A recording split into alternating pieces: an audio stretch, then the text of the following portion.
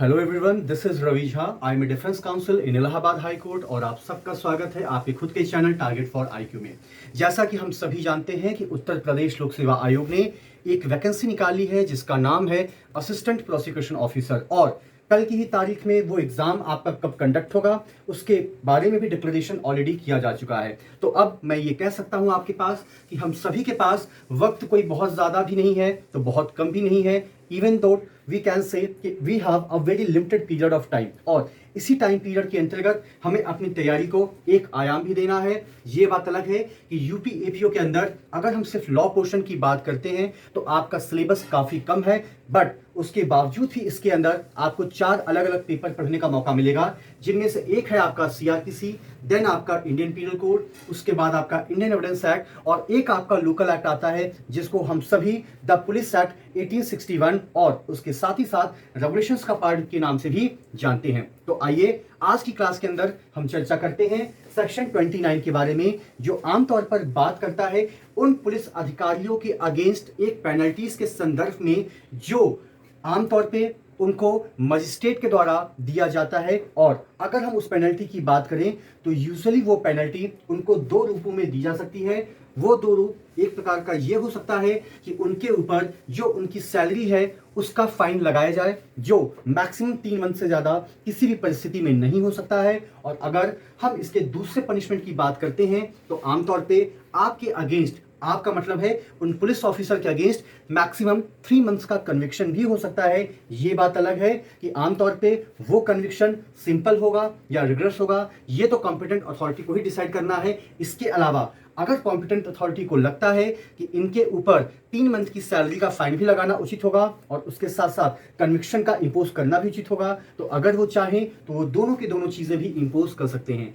अब सवाल यहाँ पर यह आता है कि एक तरफ हम बात करते हैं पुलिस ऑफिसर्स की, दूसरी तरफ हम बात करते हैं कि कॉम्पिटेंट अथॉरिटीज के द्वारा उनके ऊपर जो लीगल एक्शन लिया जा रहा है उसके परिणाम क्या निकल के आ रहे हैं। तो सबसे पहले यहाँ पर हमें जानना होगा कि आखिर वो कौन कौन से सर्कमस्टांसेस हैं या वो कौन कौन सी परिस्थितियां हैं जिसके अंतर्गत अगर एक पुलिस ऑफिसर अपने आप को पाते हैं या अपने आप को किसी भी तरीके से लाते हैं तो उनको मानसिक और शारीरिक रूप से तैयार हो जाना चाहिए कि वो कॉम्पिटेंट अथॉरिटी के द्वारा डेफिनेटली पनिश किए जाएंगे। तो आइए देखते हैं एक एक करके वो कौन से ग्राउंड है जिसका जिक्र सेक्शन 29 के अंतर्गत किया गया है। अगर हम पहले ग्राउंड्स की बात करते हैं तो यहां पर कहा गया है violation of a duty. That means आमतौर पे जब एक व्यक्ति पुलिस फोर्स के अंदर भर्ती होता है तो उसकी कुछ स्पेसिफिक ड्यूटीज होती हैं। आमतौर पे वो कौन सी ड्यूटीज होती हैं, उन ड्यूटीज को कैसे डिस्चार्ज करना है, कैसे परफॉर्म करना है, इन सभी चीजों के बारे में उसको विस्तार पूर्वक बताया जाता है। और अगर आने वाले वक्त में हमें लगता है, यानी कि उनके सुपीरियर को लगता है कि वो अपनी ड्यूटी में एक प्रकार की लापरवाही बरत रहा है या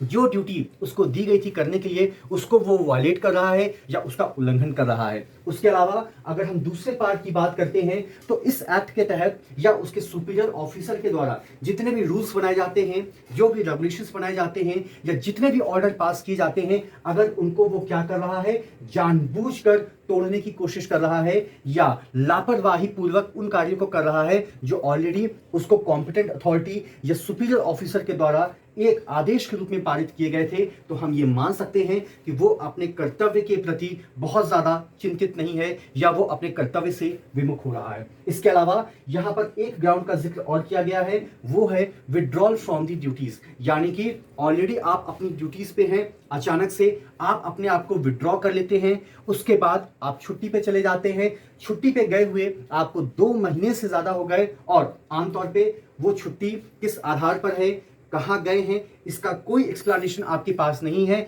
इवन दो जब आप छुट्टी से वापस आ भी गए तो आमतौर पे जैसा कि इसी एक्ट के अंदर ये कहा गया है, the police officer shall always on duty, यानी कि एक पुलिस ऑफिसर हमेशा ड्यूटी पे होता है। लेकिन वही दूसरी तरफ हम देखते हैं तो हमें यह पता चलता है कि एक तरफ तो आप अपने आप को अपनी ड्यूटी से विड्रॉ कर रहे हैं, दूसरी बात लगातार बिना किसी पूर्व सूचना के आप 2 महीने तक आप अपने पोस्ट से एब्सेंट चल रहे हैं, जिसके बारे में आपके सुपीरियर को कोई जानकारी नहीं है। और इवन दो जब आप वापस लौट कर आ रहे हैं तो आपके पास ऐसा कोई एक्सप्लेनेशन नहीं है जो आपके उन 2 मंथ के कंडक्ट को जस्टिफाई कर सके। इसके अलावा अगर पुलिस फोर्स के अंदर आप अपनी सेवाएं दे रहे हैं एंड डिस्पाइट ऑफ दैट आपने अपने आप को किसी अदर एम्प्लॉयमेंट के अंदर भी इंगेज कर लिया है, तो ये भी आमतौर पर माना जाता है कि आपके द्वारा क्या किया गया है, आपके द्वारा एक रूल्स या रेगुलेशंस को वायलेट किया गया है। इसके अलावा अगर आप कोआर्डाइस हैं, यानी कि कायरता पूर्वक आपका व्यवहार है या कुछ परिस्थितियों के अंतर्गत आपने कायरता का परिचय दिया है, तो उस आधार पर भी आपके खिलाफ एक्शन लिया जा सकता है। और अगर मान लीजिए कि आपकी कस्टडी के अंदर कोई व्यक्ति है और अगर आपने उसके ऊपर कोई पर्सनल हिंसा की है, कोई पर्सनल अटैक किया है जो आपका जस्टिफाइड बाय लॉ नहीं है, तो आमतौर पे ये वो सारे ग्राउंड्स हैं या ये वो सारी परिस्थितियां हैं जिसका जिक्र सेक्शन 29 में कहा गया है, जहां पर अगर एक पुलिस ऑफिसर के खिलाफ इनमें से कोई भी एक कंप्लेंट आती है उनके सुपीरियर ऑफिसर को, तो उसके बाद कॉम्पिटेंट अथॉरिटी इसके ऊपर पूरी की पूरी इंक्वायरी को कंडक्ट करती है। और अगर इंक्वायरी के दौरान उसको पता चलता है कि उस पुलिस ऑफिसर के ऊपर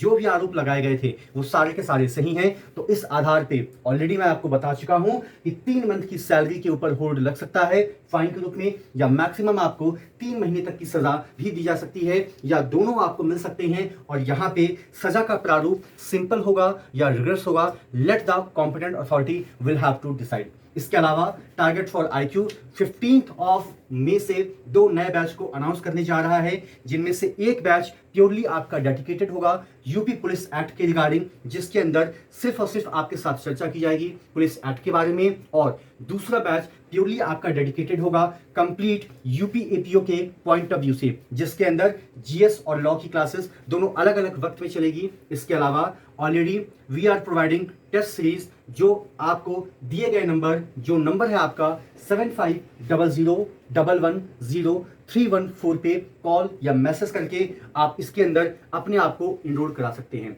तो it's all about the concept of section 29 of the police act 1861। Thank you so much to all of you for all your love and support to the team of Target for IQ. Thank you so much.